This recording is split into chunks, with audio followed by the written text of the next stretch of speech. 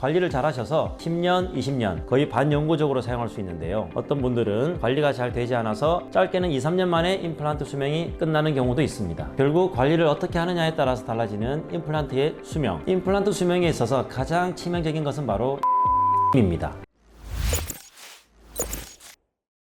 안녕하세요. 여러분의 치아가 건강해지는 그날까지 치과의사 정주영입니다. 여러분, 임플란트의 수명이 얼마나 되는지 알고 계신가요? 누구는 5년이다, 10년이다, 또 누구는 평생 쓸 수 있다고 하는데요. 도대체 어떤 것들이 맞는 걸까요? 오늘의 주제는 바로 이 임플란트의 수명은 어느 정도인지, 그리고 임플란트를 오래 쓰기 위해서는 어떤 것들을 조심해야 되는지를 알아보는 시간으로 준비했습니다. 이 임플란트의 수명을 알아보기 전에 어떤 상태를 임플란트 수명이 다 했다라고 표현을 하는지를 먼저 짚어보겠습니다. 지난 영상에서도 말씀드렸듯이 이 임플란트는 크게 보철물, 지대주, 픽처로 나눠집니다. 이 임플란트의 수명은 이 부분마다 차이가 있는데요. 그렇다면 이 임플란트 수명이 다 됐다라고 표현을 할 때는 어떤 경우일까요? 단순히 이 위에 보철물이 깨지는 경우, 아니면 픽처에 이상이 생기는 경우. 사실 임플란트 수명이 다 했다라고 말하는 경우는 보통은 픽처에 문제가 생기는 경우를 임플란트의 수명이 다 했다라고 보고 있는데요. 그런데 만약 이 픽처가 아니라 이 보철물에만 문제가 생겼을 때, 하지만 이 보철물을 다시 만들 수 없는 상태라면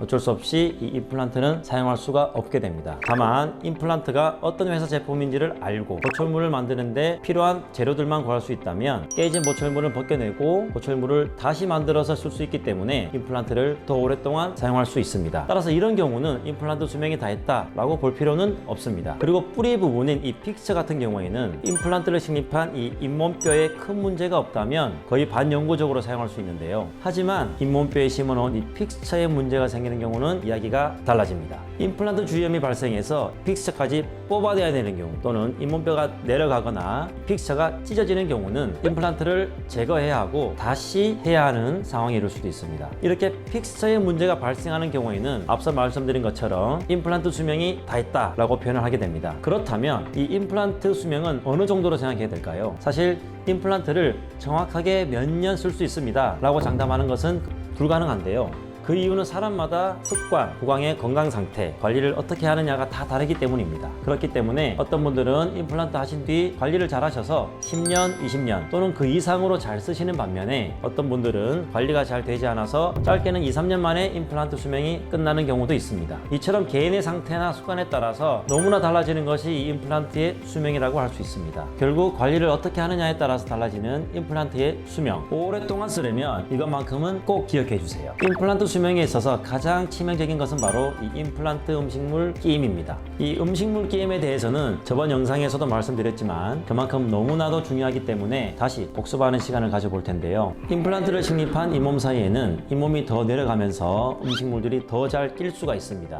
또 식립한 임플란트는 고정이 되어서 움직이지 않지만 다른 자연 치아들은 평생에 걸쳐서 전방으로 조금씩 이동하는 경향이 있고, 그리고 식사 시에 음식물을 으깨는 동작을 하면서 약간의 움직임을 허용하기 때문에 임플란트와 자연치 사이의 음식물이 더욱 잘 끼는 경우가 많습니다. 이렇게 임플란트 사이에 음식물이 쌓이게 되면 잇몸이 붓게 되고 잇몸 사이가 더욱 벌어지게 되는데요. 이렇게 벌어진 잇몸으로 다시 음식물이 쌓이고 세균에 감염이 되면 이 임플란트 식립한 주변의 잇몸뼈가 녹아내리는 임플란트 주위염이 발생될 수 있습니다. 그러면서 이 식립을 했던 임플란트가 흔들리게 되거나 주변에서 피가 나거나 악취, 통증이 발생하게 됩니다. 특히 이 상태에서 음주 또는 흡연을 하시게 되면 잇몸의 염증 반응이 더욱 심해질 수 있는데요. 여기서 더욱 심해지면 임플란트를 빼야 하는 상황이 이룰 수도 있습니다. 따라서 임플란트를 오래 사용하기 위해 가장 중요한 것은 임플란트 사이를 잘 관리해서 음식물이 오랫동안 방치되지 않도록 하는 것인데요. 올바른 양치질과 구강위생용품으로 음식물을 잘 제거해 주시고 염증을 예방하는 것이 가장 중요하다고 다시 한번 강조드리겠습니다. 그리고 임플란트 주위염은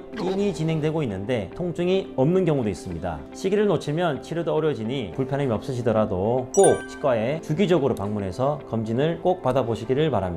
오늘은 임플란트 수명은 어느 정도인지, 그리고 오랫동안 쓰려면 어떤 것을 조심해야 되는지 알아보았는데요. 스스로 관리하시는 것도 중요하지만 주기적으로 치과에 방문하셔서 어떤 상태인지 검진을 받아보시는 것도 굉장히 중요하다고 할 수 있습니다. 만약 임플란트를 하신 분들이 있다면 혹시 내가 관리에 소홀히 하고 있지는 않은지 한 번쯤 생각해 보시고 꼼꼼하게 관리해서 오랫동안 임플란트 사용하시길 바라겠습니다. 오늘의 영상이 도움되셨다면 구독과 좋아요 눌러주시면 감사하겠습니다. 여러분의 치아가 건강해지는 그날까지 이상 치과의사 정주영이었습니다. 감사합니다.